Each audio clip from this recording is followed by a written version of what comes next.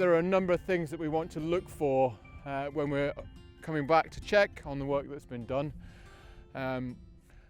Firstly, we probably want to look at the actual spacing of the features and ensure that we've got dams as regularly as we'd like to see, so roughly every 8 meters in most cases, and that the ground in between the dams is uniformly zippered up.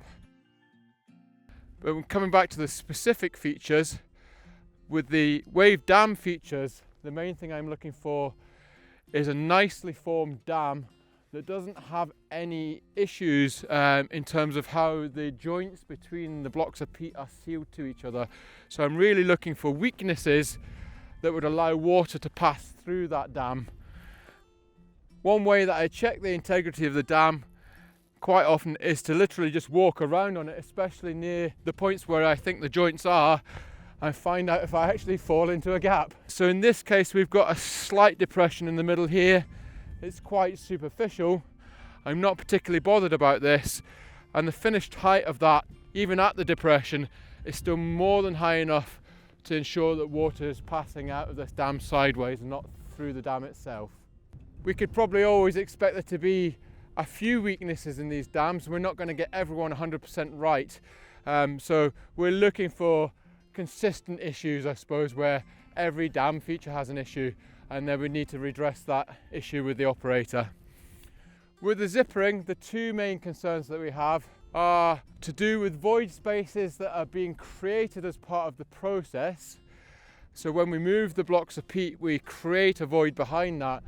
We need to ensure that most of those voids are effectively closed over.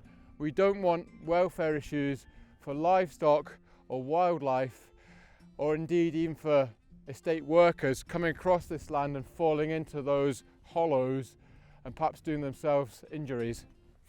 So that can be tested obviously by walking around in the landscape to look for those features with care, because we don't want to fall in any ourselves. We'll always find some small features left right at the outside of the work, as we have here and here. Don't really see those as being an issue. Those will hold small amounts of water, and over time will fill up with sphagnum mosses.